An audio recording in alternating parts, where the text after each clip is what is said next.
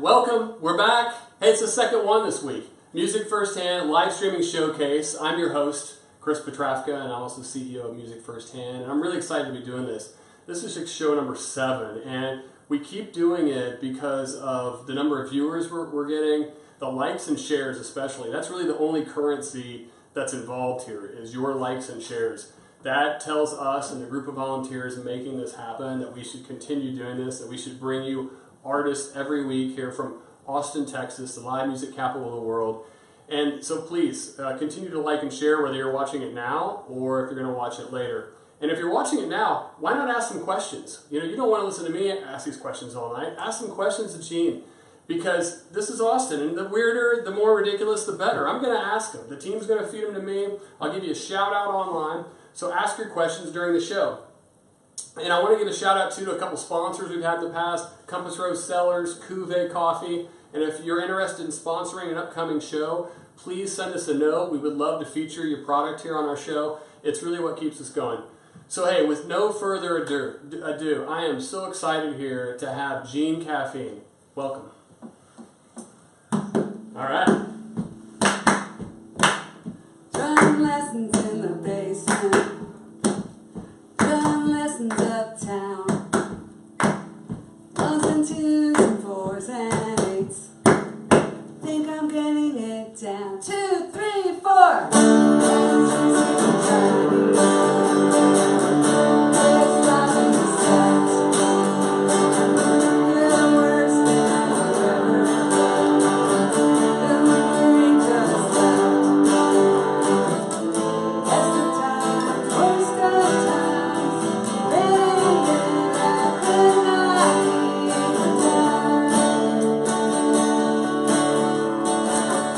What will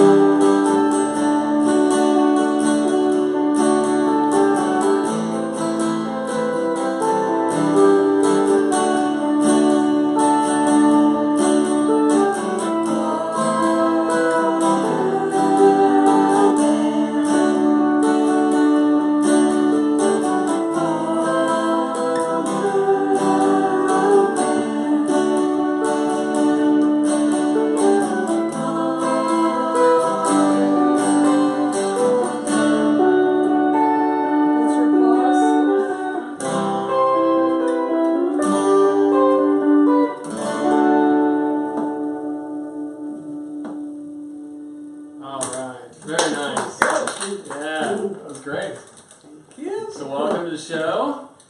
I'm so glad to be here. Thank Good you to for have having you here. us. Yeah, and John, welcome. Thank you. Yeah. Thank you, John. Thank you. Uh-huh. Thanks for having me. Yes, we're glad you guys are here. We have a wonderful dinner planned afterwards. I'm It's so gonna be great. excited about I know. dinner. Sorry, viewers. It's like the best part of the whole thing is this incredibly fabulous dinner that my wife makes. It's Yay, Claudia. yes, it's really the only reason artists come on the show is to get this great dinner. We if all I make come a over here for mistake, your do I get hospitality. dessert? Do I still get dessert? No dessert if there's any mistakes, so things get out of hand.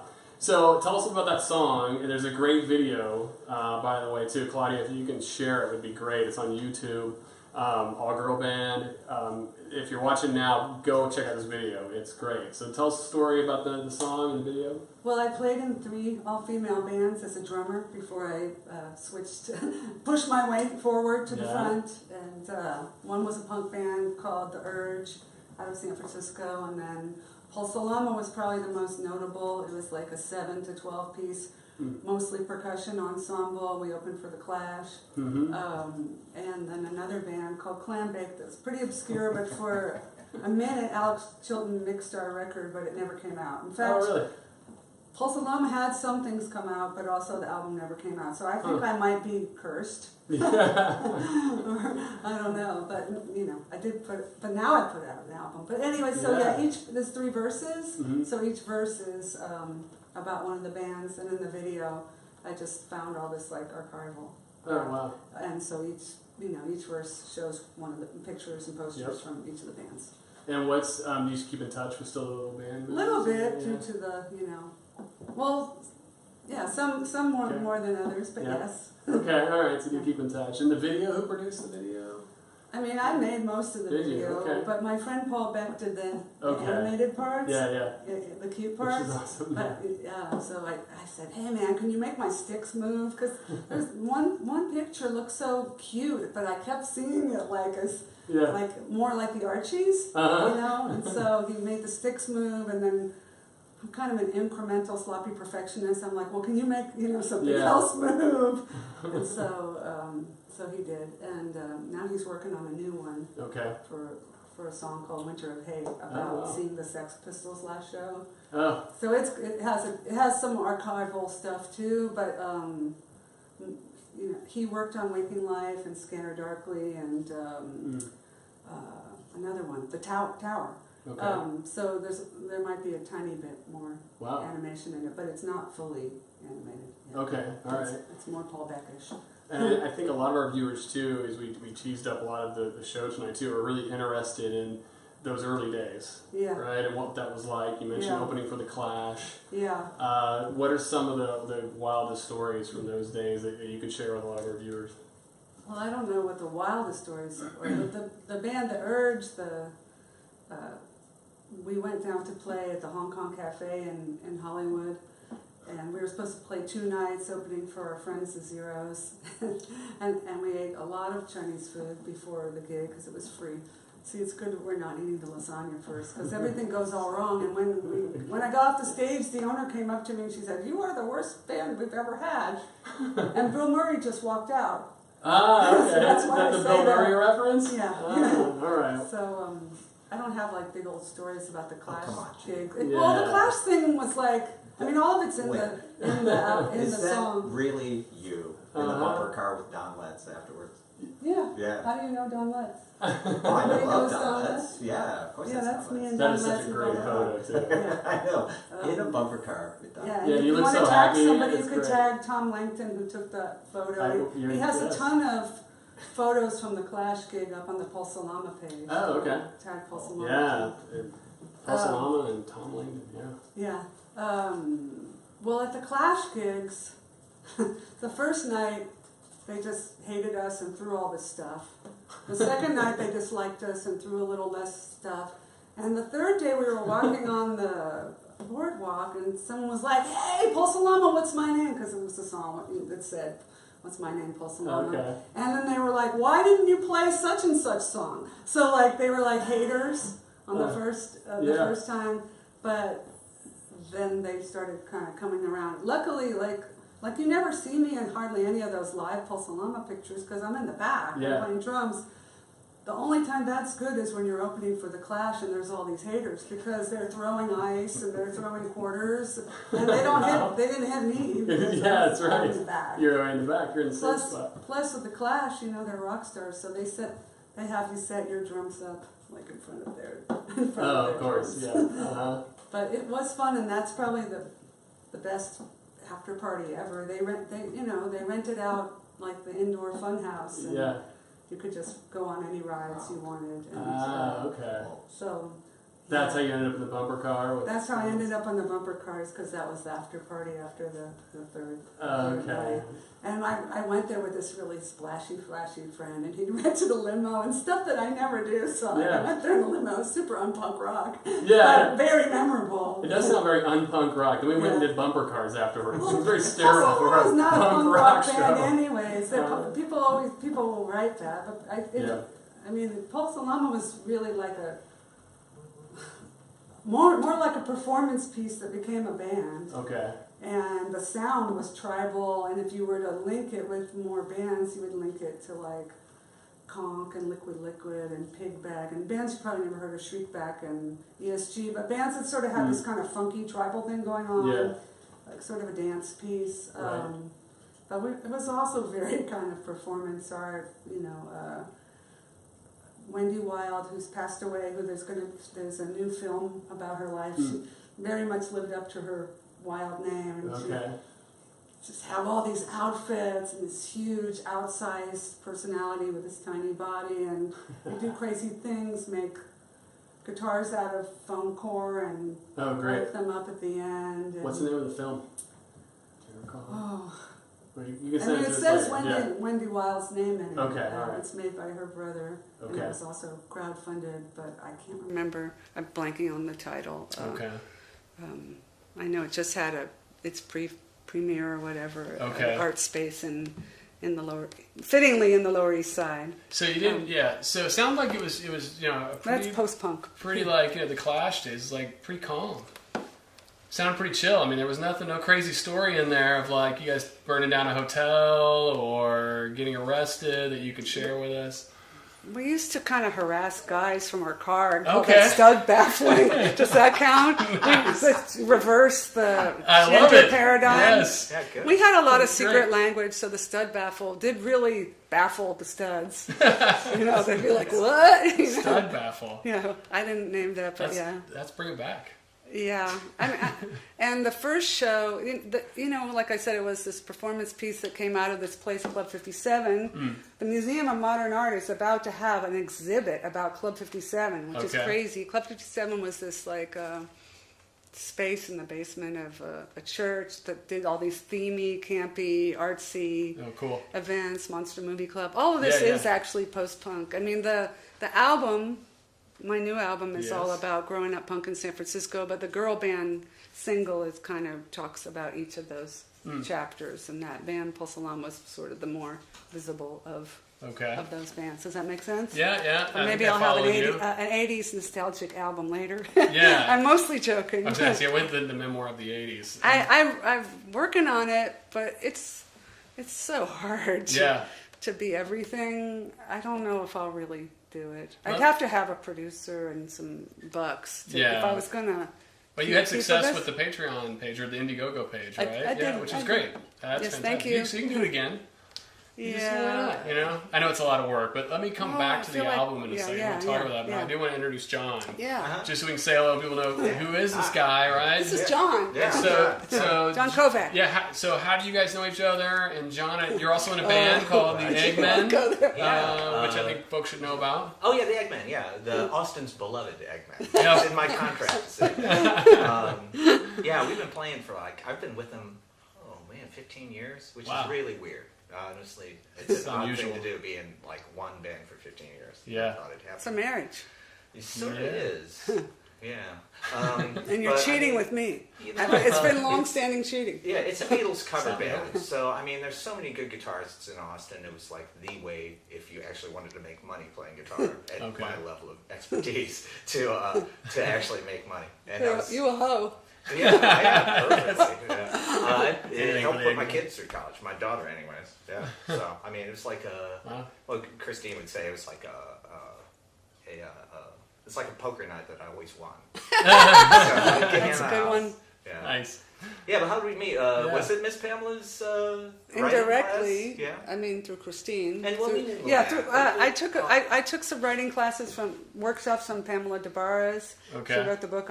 She's written a bunch of books, but her most famous one is "I'm with the Band." Oh. She's known for her groupie experiences and the love she shared with bands, not just only physical love, but just being crazy about bands. Okay. Give her a plug. What is it? Piece of My Heart is the new one. The new one is Piece of My Heart. The Which book, she did. And that's a crowd. She did the Studs Terkel kind of thing and got other people. Really? Her writing students are featured in the book, including John Sex. I'm going to have to add to my library down here. Yeah. Okay. So I met John through his ex. Oh, and Miss Pamela's just such a wonderful person. Wonderful person. Okay. Just a radiant human. Yes. A gentle, really encouraging, radiant human. We need more people like that right now. Yeah. Oh, right? Yeah, totally. So that's how we met. And he was sort of pinch hit here and there. Yeah. And then he's been pinch hitting until it's not really pinch hitting anymore. Yeah. I'm doing it more, yeah. Okay. Claudia and I saw the show, This Lady Saturday Night. We saw that, which was great, at Hole in the Wall, I believe, yeah. And it was fantastic. Got to see the whole thing, right? And it is a unique whole performance, right? From the storytelling to the music itself. The new album is here. It's out. We have the album featured here between the two of you. Right next to the chicken head. Right as the chicken is yes, keeping an eye on the new album. And we have it in vinyl, which I love. Tell me about the new album. It's a memoir. That's how it's described. It's a concept album about coming of age in the punk scene. It's more of a traditional album than the music in the show. The show has got riffs and samples and this two-piece playing. All the songs from the show are on the album, but they're played. There's production and they're all full band recordings. Okay. And there's a tiny bit of storytelling to kind of differentiate it from the live show. Okay. To differentiate it from the live show, there's a lot less storytelling. But to differentiate it from most rock and roll albums, there's some storytelling on it. Okay. Nice. Which you don't usually get unless it's Patti Smith or John Cale on a Velvet Underground album, or or a rap album or hip hop album. Yeah. Yeah. That's a good point. What Paul Salama got sampled for? Yeah, Danny Brown. Oh yeah, we went to see Danny Brown. Do you know Danny Brown? No, I don't. He had an album. He's a really edgy, critics darling hip hop artist. Okay. Kind of postmodern. Very postmodern. Cartoony. All right. Well, his voice is cartoony, but on his last album, he sampled all kinds of really dark post-punk rock stuff. And they sampled. I got this. Someone Facebooked me, and they said that we want to use this Paul Salama track, Ngawa Part 2. Yeah. It's super tribally. Nice so basically, I'm playing drums on the Danny Brown that's album. right. And then all of a sudden, I'm relevant for How great is that? and can talk the talk. That's great. You're too humble, Gene. That's fantastic. That's really. It was exciting. Yeah. And then it just happened that we played a gig, John and I, at the Hole in the Wall, like a matinee gig, and Danny Brown was coming through town. Oliver, my husband, not a fan of Danny Brown. I asked John, hey, want to go? I have a plus one. Because I just pestered them. I figured it was right after, we did this little deal. I was like, they owe me. There you go. That's right. That's true. I heard afterwards that they spent $70,000 on the samples, and we definitely didn't get a 12th of that. Yeah, you didn't retire from it, right? You're on the show. You'd be like, I'm not on the show. Nobody makes any money in Austin playing music unless you're John. Unless you're at the Eggman. It is tough. I know. We've talked about that a lot with other artists that have been on the shows before, about there's so much talent here. It's saturated, but almost in a good way. You're like, wow, there's so much great music, but it's tough to make a living as well. Or get the attention for it. That's right. So we appreciate the things that you do to try to point people towards what we're doing, because you really got to make a big noise. You got to make a big noise, not just in Austin, to get through the din. It used to be if I put out a record and I sort of have the story, which is my story, that would that would be of interest to people, but it's just like you're like screaming under a freeway. If you're on Facebook in Austin, it's like artists just constantly trying to, and it. I don't think it's just Austin, but Austin is definitely saturated, and we don't have. What made Austin the so-called life capital of the world was affordable rent, and you could have you could work at Subway and take the day off, or take 2 weeks off and go tour. We don't really have that culture, so I know you're trying to find other ways for us to. We're trying, and if you're watching at home, and that's really part of the purpose of the show is to connect you with other viewers, and so if you're watching and you're thinking, well, how do I'm watching this, I'm really into Gene.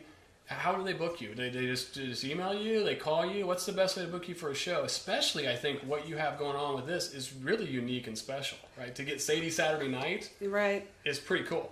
I did start working with a booking agent, Happy Nomad Booking, Sean Padilla. Okay. So they could reach out to him. I don't know. I'm hoping that the relationship will continue. Yeah. But he books tours and you pay him up front and then he books a tour. So I don't know how it works if someone reaches out to Sean and then trickles back to me. But people can also go direct to me. Right? Go to your website. I do like it if it's nice to go through Sean. But you can find me at the Gene Caffeine Appreciation Society and message me there. Yeah. But you could also go through Sean, and I think he'd kick it back to me and he can make some money because he's got a little baby and he needs to. That's right. And bring in the bucks. You could tag Sean, right? There you go. Yeah. I'm getting. I was like, I'm not going to do that. I'm not going to do all this tagging it's important to give stuff. shout outs. It's part of this community. I'm too analog for that. So as I tease it up, that people really should book you for a show. Can we hear another song? Oh yeah, and we should get Cuvée to sponsor my in-store. We should. Let's talk Cuvée. Okay. All right, let's hear another tune. Okay. Blue-haired boy? Sure. Oh, yeah. So, now a blue-haired boy is so nothing. And now you'd have like a mermaid man with blue and purple and green, all analogous colored, cool colored beards and shit. But like, the first time I saw a blue-haired boy, it was really something. So, that's what this is about. 5, 6.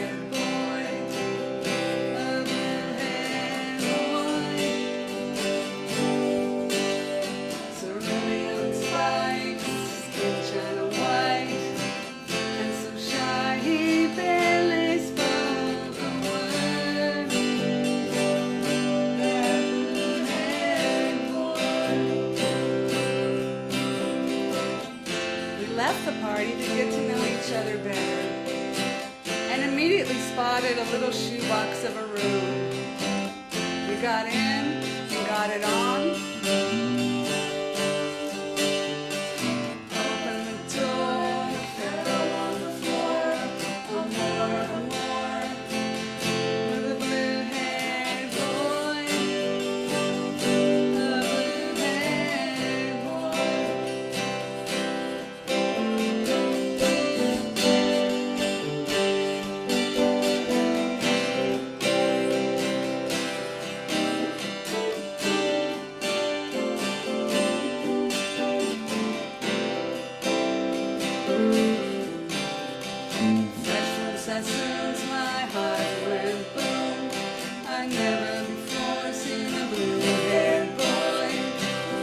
A blue-haired boy.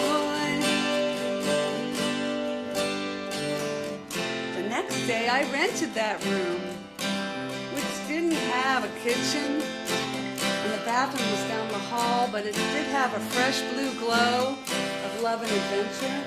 Can you fall in love for just one night? I think you can. That's why I did it so many times.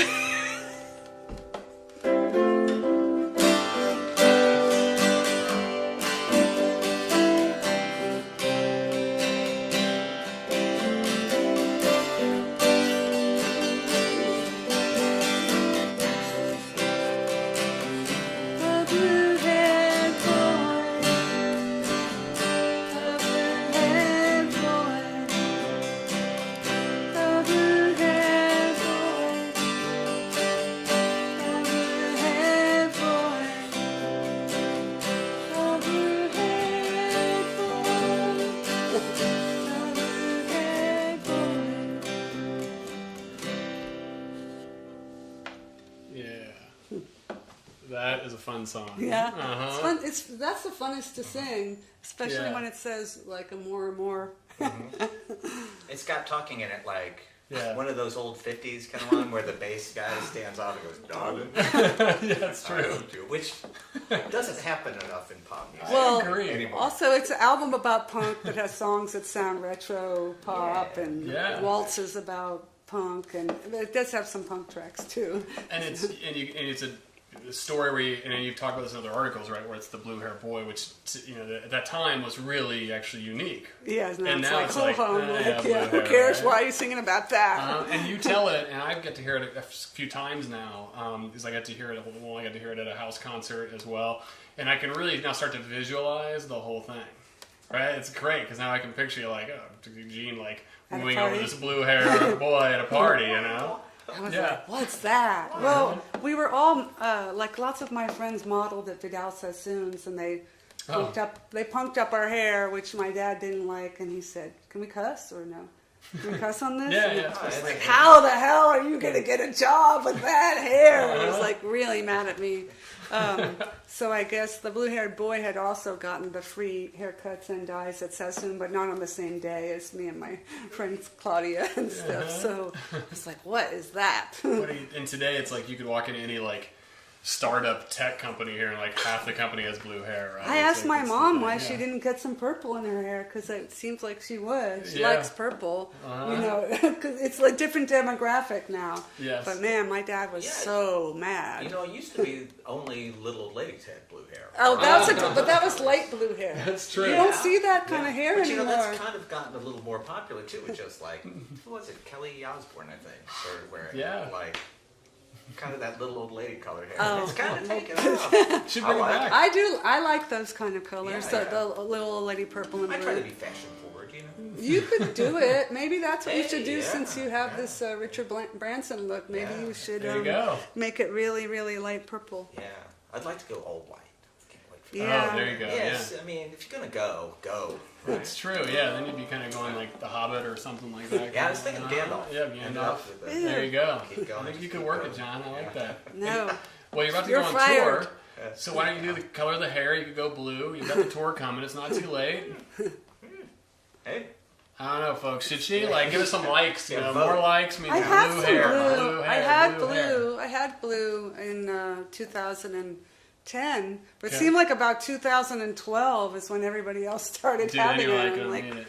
I like it, but then I'm in the crowd. Yeah, but you're on tour. So when you leave for tour, it's right after you got the September 1st. You got the big album release. September 1st. There's a party at the Hole in the Wall with Bitter Heart Society and Butch County bringing the women's to play.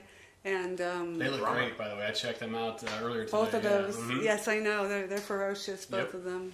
Gene will have a full band there. And we will have a full band there. Cool. And then a full band at Antone's on the 3rd in the afternoon. Yeah, that's why we need Cuvée, right? Yes. And Topo Chico said they're going to sponsor. I was thinking like you. Let's get a shout out to Topo Chico. Yeah, because and there's a reason. Because my live band I call Gene Caffeine Los Topos Chicos. So it doesn't say it on the album, but nice. Smart. Yeah. I'm just going to call this the Cuvée live streaming show. Caffeinated. So just for you. And to keep that train of thought, Antone's. Antone's. Then I'm going out on the 22nd. Okay. Probably some solo shows, and then hooking up with a bass player that's played on some of my records in San Francisco, doing a couple shows with him, and then John's coming out to do 3 Sadie shows and some crazy driving from San Francisco through Nevada, Salt Lake. Where we don't know people, so we need to make some friends in Reno and Salt Lake, and then a fellow that I've played with a whole lot here moved to Cortez, Colorado, or near there, so we're going to do a Sadie show in Cortez, Colorado, and also in Denver. A friend of mine named Richard Peterson, you could tag him. He likes to call himself the anti-curator. He's curating this sort of retro art punk San Francisco night in Denver, where my grouchy ex-boyfriend from adolescence is going to participate. He's got some. You definitely want to tune into this show. Yeah. It's going to be a reality show. He just wrote to me. He was very nice, but I was like, do I have to cut? We just want to stream the before and after. That's all. So I guess Richard Peterson will put up some of his artwork. Okay. I don't know if the teenage boyfriend Jeff Raphael, who was the drummer of the band The Nuns, that was Alejandro's band in the day. I used to go and do my homework at their practices. My high school homework. Wow. Alejandro liked to tease me that I'd be like drawing little pictures of ballet dancers with my Rapidiograph pen. He's big on teasing.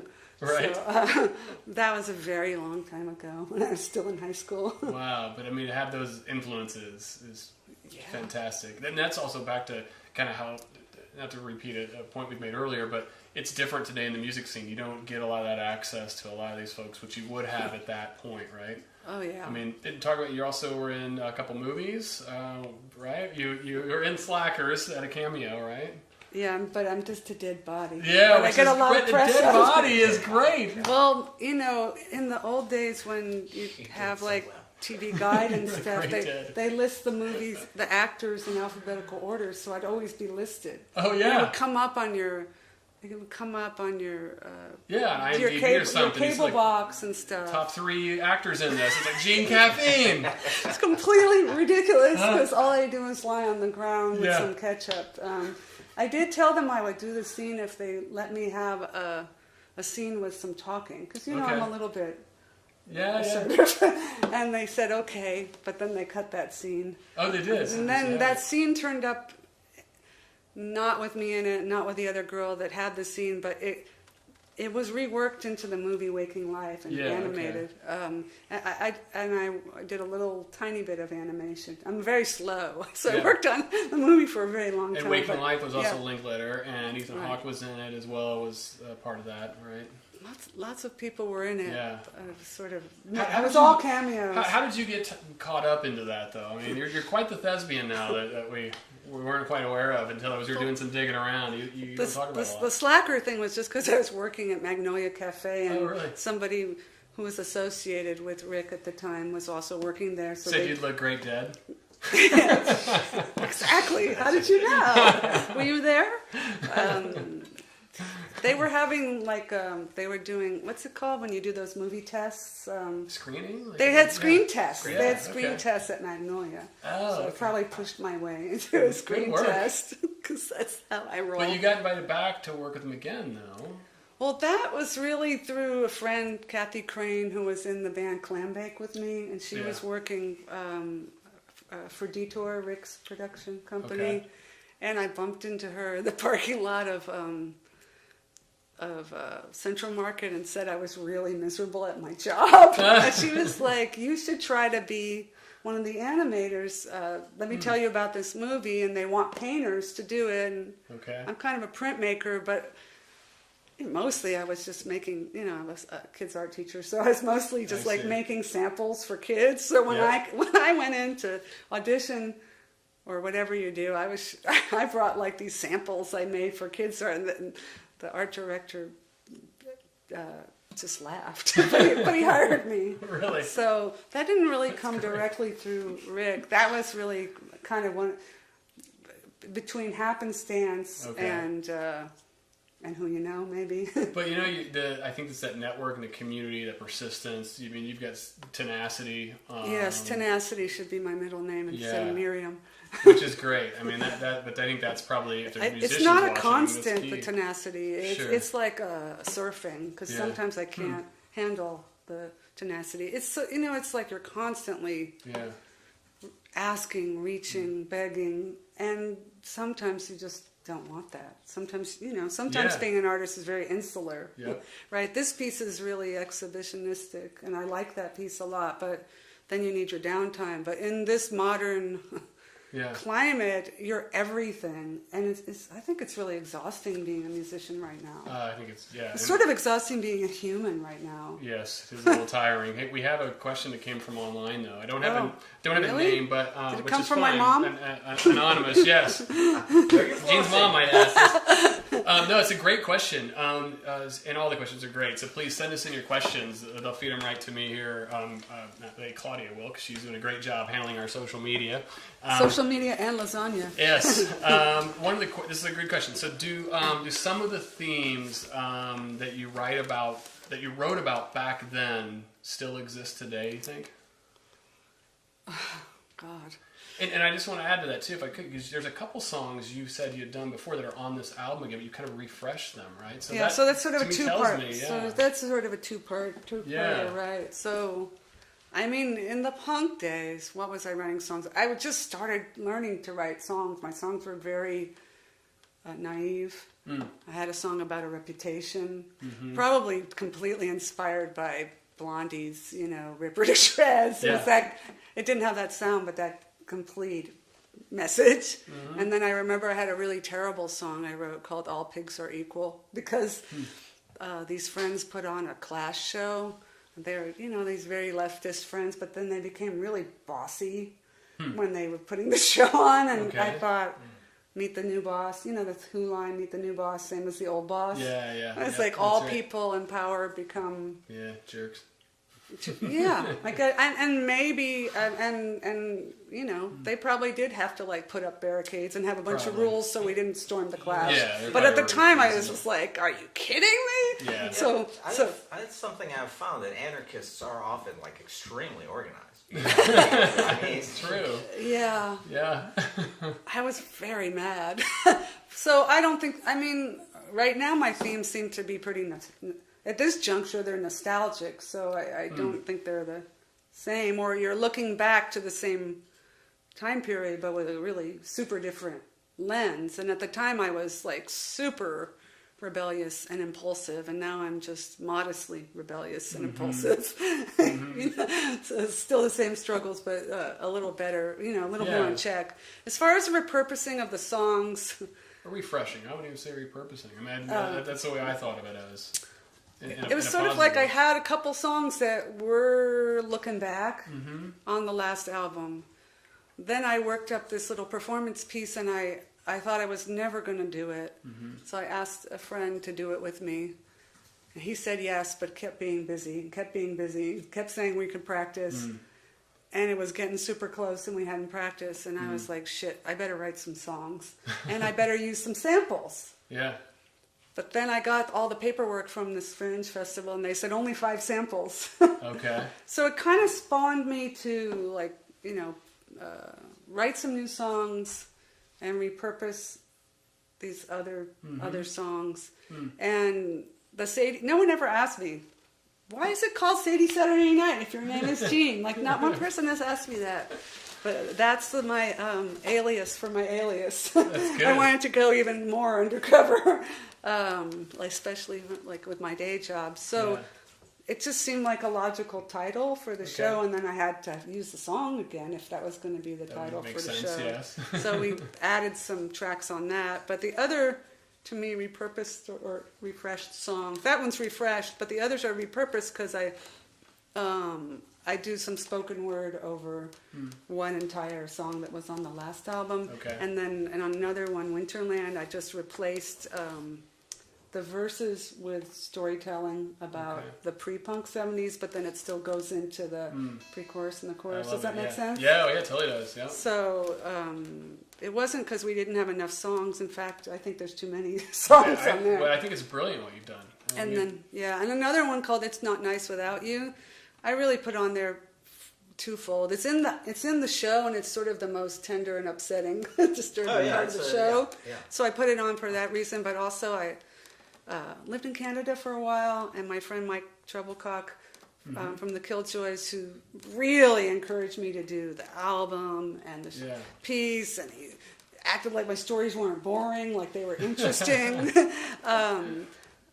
He and I played tons of these kind of duo shows, more acoustic to acoustic, and he loves that song and always says, "Oh, that's my favorite Gene song of all my favorite Gene songs." Yeah. So it was sort of to also tribute back to him, and so he could be represented on the record too. So, and with a good transition to that, could we hear a couple of songs? This is John's favorite Gene song of John's favorite Gene songs, Diamond Heights, from your old stomping grounds. Listen for mentions of Bay Area public transportation. Okay, my Bay Area peeps. Jason Hecker, you out there? Listen. Let me see if I could get it a little. This capo is not for 57-year-old hands.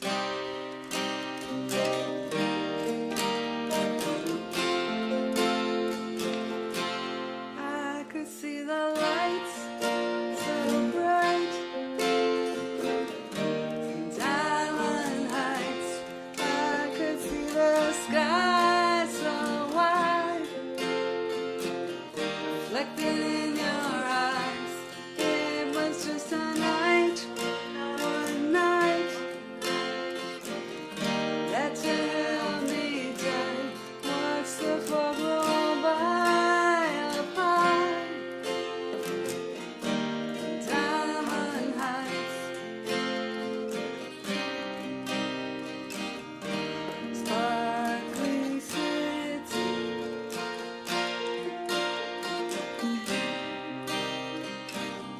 lit up like Christmas.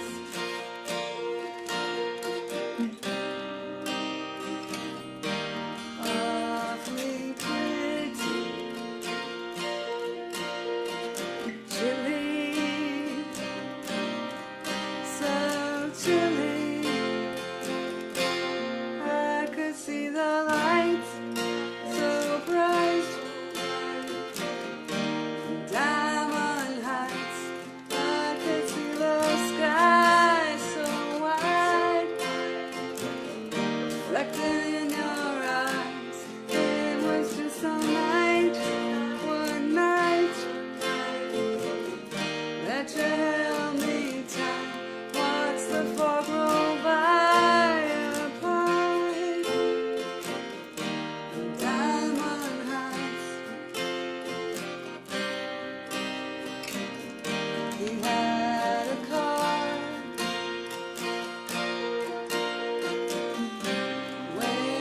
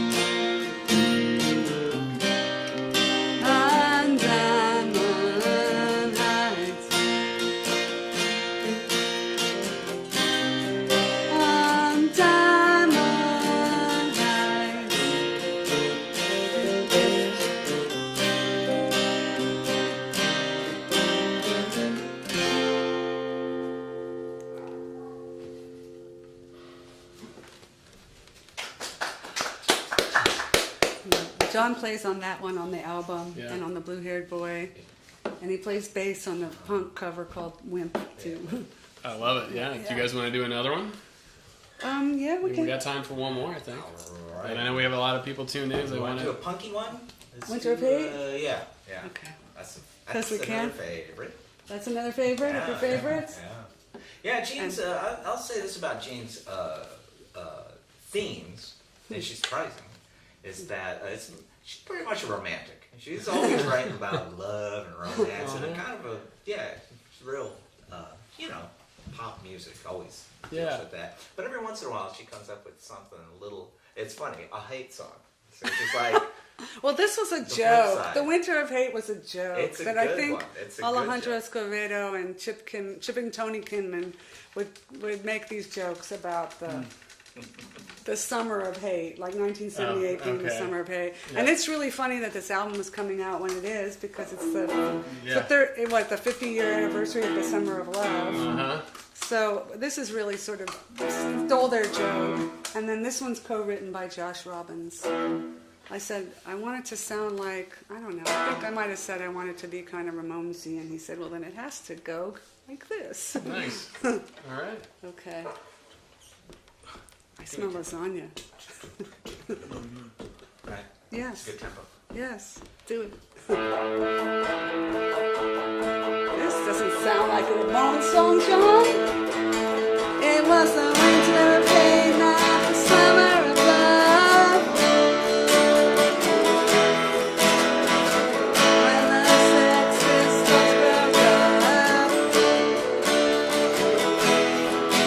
Do you ever feel like you've been cheated? The answer was a resounding yes. It was a winter of hate, not the summer of love. It was a winter of hate, not the summer of love. What we were thinking, Johnny said out loud. Punk is dead, what do we do now? All the lost boys and girls, all the lost girls and boys, all the lost girls and girls, all the lost boys and boys. It was a winter of hate, not the summer of love. It was a winter of hate, not the summer of love.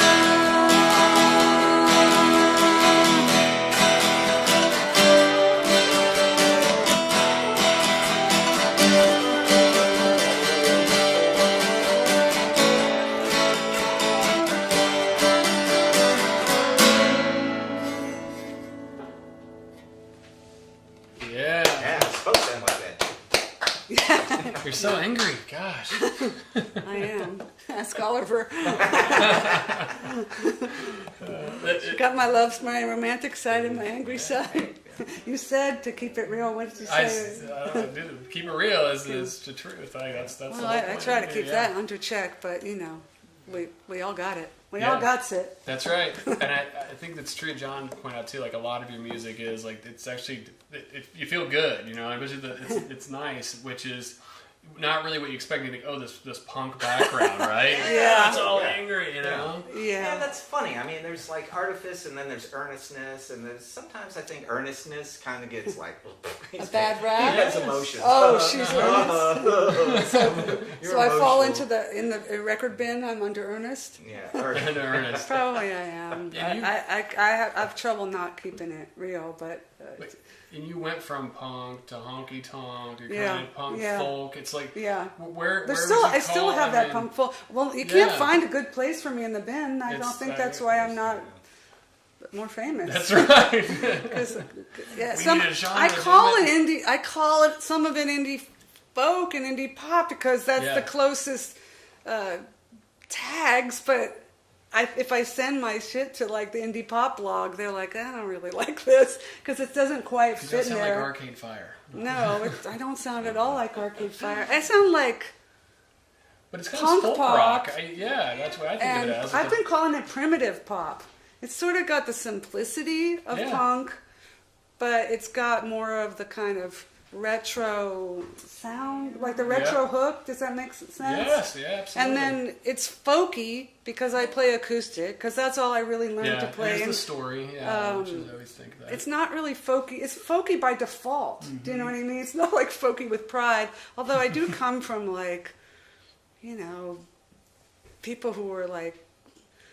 I have some relatives who played like folk music in the early '60s and stuff. Oh, really? Yeah, and then I have a Jewish relative who like sang folk songs in Yiddish when you go way back. Sort of weird. Wow. And I had an art teacher relative too. So really, like everybody's like, Gene, you're so unique, and I'm like. Yeah, well, I'm just got the DNA, right? Unique. Yeah, you think I'm unique? Unique. Impossible. Impossible. Hey, she's improbable. Hey, you're saying all this stuff you never say to my face on the camera. I don't know how much I like that. It's the best reality show. Yeah, that's how you get it. That's how you get Stir the pot. Yeah, that's right. Get some ink. It's an actual fist fight. Podcast. We still have a few minutes left. I want to ask a question, but also would check in too if you have questions online, if you're watching, please send them in. You want to know about my scar? Minutes left. Yes, I asked Gene this question before we started because we had asked Carson McCone this question, which she gave a great answer to, by the way. And, I don't want to compete with Carson. No, but it caught us off guard because she had such a great. We're like, whoa. And so I was talking to Gene before the show, and I was like, Gene, can I ask you this question? Because I think it's such a fun question. I'm like, and the question I've got for you, I just want to make sure I get it right here. Do you have a scar that you recall, or is there some sort of story behind it? And where is the scar?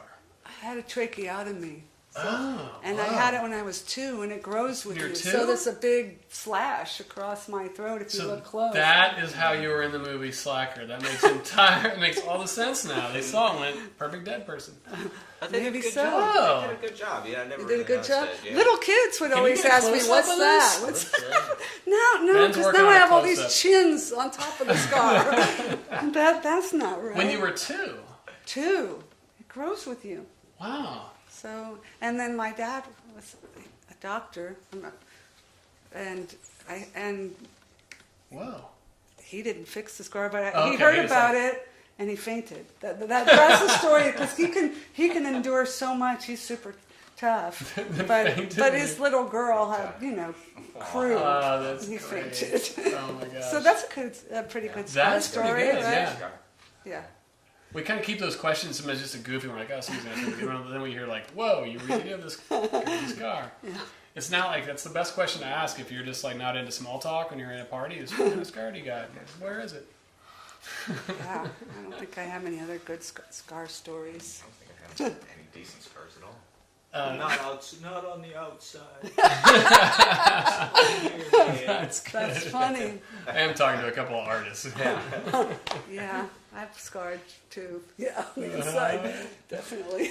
A question I want to ask, just checking to see if anything's come online, but because I think there's a lot of folks who are curious about the Austin music scene. We sort of talked about it earlier, but I would love to know just what's your perspective, both of you, on how the Austin music scene has evolved, right? We've had a lot of people move in over the last several years. They move here, they get to see such great music.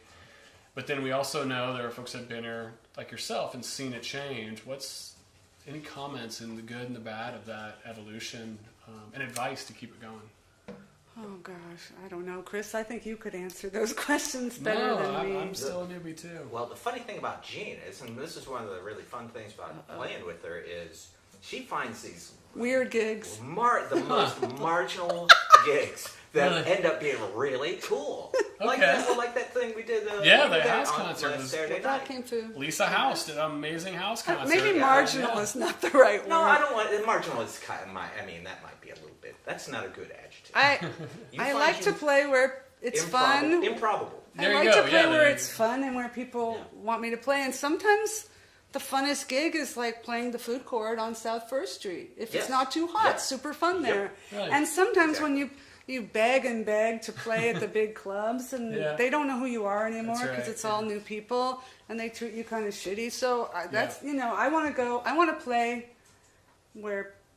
Like Cheers Bar, where people know my name, and they'll laugh at my jokes, and it's fun. I do want to make money. I know we have this conversation all the time, and I do think it's important, but I want to be treated well and have a good time, and I guess I always kind of liked having my own sort of orbit, not in an egotistical way, but where you just do things where you do things. We played in coffee shops, we played art galleries, we played the food court, That's right, we art played the gallery hole in thing. the wall. That's a good that example. one little art gallery. It's like in a little slave quarter. It's down not by there the anymore, women's- but the women's clubs. And maybe it's sort of access. Where's the access? So, I mean, that, when John poses it that way, it sounds really whimsical, and it maybe does suit the whimsical side of my personality, but it's also sort of a default, because where's the access? The access is much harder than it was. I was very spoiled here for a long time. My picture was always in the paper. Yep. I'd always get it recommended. So now... you could just sit and gripe about it, or you could bang people on the head with your hammer, which I do once in a while, or you could just go out and find the little things to do that get you playing out, that get you playing together in the house, because that's the funnest thing. If you play music and you don't play music because it's so hard or it's bullshit or whatever, or you don't make the money, then after a while you just sort of die inside and become really bummed and angry or depressed, and so I just find little gigs so that there's like another little destination point. Does that make sense? So like you're seeing them through a different filter, but me, like I want John to come over and play, and Andy Garcia, who sometimes plays with me, or Paul Martinez. I want them to come over and play, because that is my happy place. Yeah. And so to me, the gig, for a while, the gigs were just more of like a pin, An excuse to get down the people map. come over to play. Yeah. I mean, we talked about that before, but since I haven't been doing a regular day job like I did for 16 years, and I'm sort of hustling work, now I'm hustling gigs a little bit more, and so now it's much more fluid. I mean, we play more, it's easier. Yeah. And we play, we found out about you because we played at Meals on Wheels. Oh, okay. Oh, man, what a great place. Now, See, and those are the fun things. Fantastic gig. It makes you feel amazing. Yeah. And as I was walking up your block, I was like, wow, it's really sort of, sometimes you meet people and it's sort of a game changer. Yeah. Meeting you and Claudia, it was a little game changer. And what did that come from? That came from playing this little no money, feel super good gig at Meals on Wheels that my friend Teresa Zeleny invited us to do. Yeah. She does a great job over there and gets lots of musicians. We should probably route her some. We absolutely can. It's a very small what's honorarium. It called? Joe's Place or James? It's called Mike's Place, and it's it's part of it's for you're performing for people with Alzheimer's. Yeah. And it's part of their like cognitive maintenance to dance. Oh wow. And they make art, and That's then also they you sit down and have a meal with them. Respite care. So their families who usually have a little break. Have like a morning off. And darling people and awesome volunteers, including one of your neighbors. Oh yeah. And she was like, you should play house concerts, do you? And I'm like, yes, but they're hard to get. And so it was one of these times where I was like trying to tap into the tenacity, which I know seems really like how I am, but I have to power up. Sure. You know? I was like, okay, let's hook loop me into a text with him right now. Otherwise, it's going to be one of those things you say you're going to do. I will never do it. Yeah.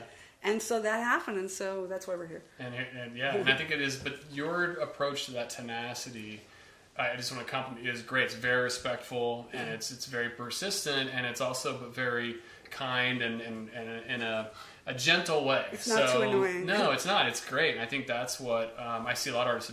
I see a few artists not do that. It's hard, that's not be nice about it? Yeah, maybe not be nice, or they feel like kind of more the victim, or like, entitled, you should have booked me. Yeah. I can get victim-y. I totally, And then after a lot of that, I'll write a song and it goes away. Yeah. You know what I mean?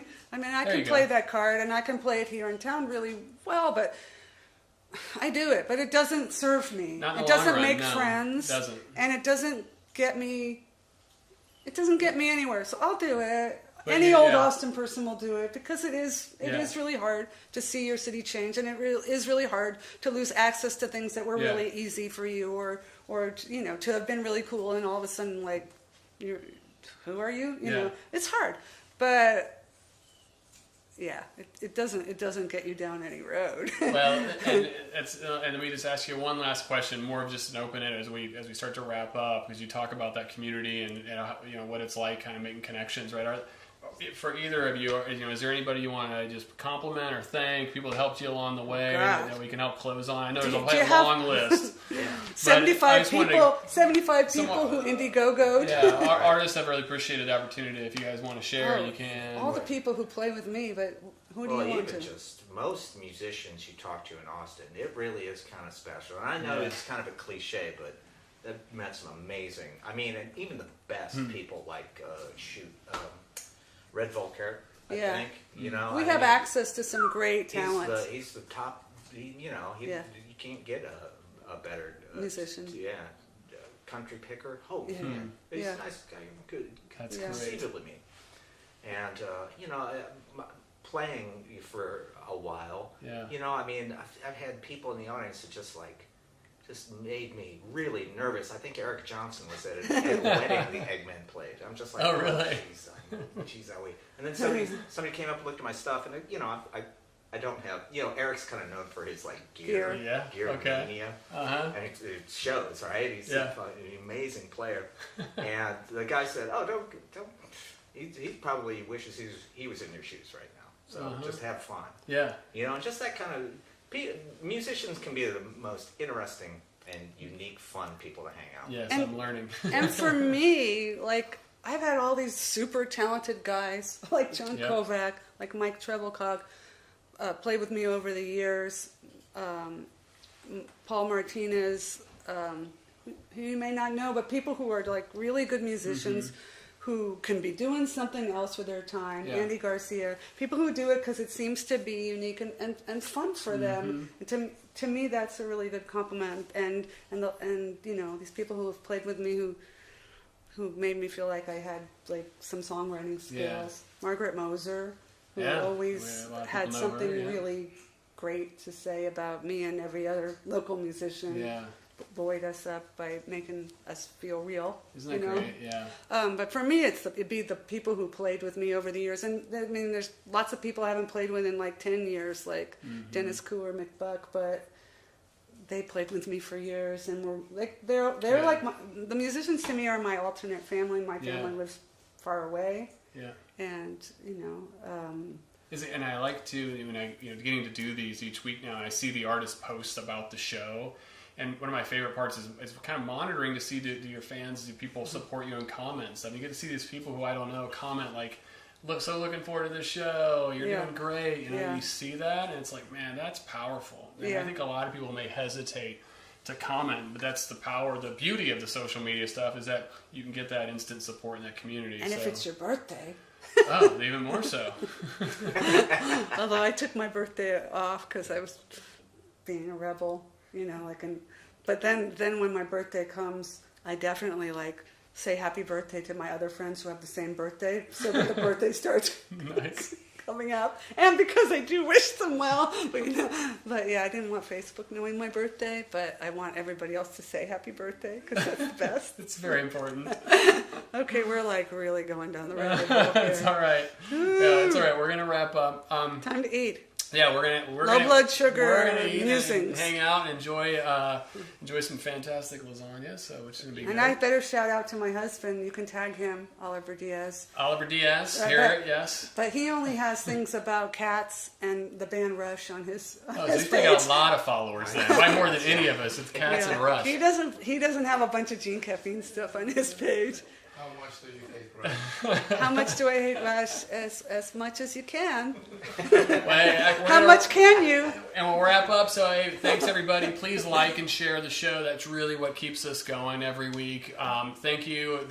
As always, incredible Benjamin Allen Levy running the sound and the video. Oh, that's it's fantastic every week. Claudia, my wife, is running social.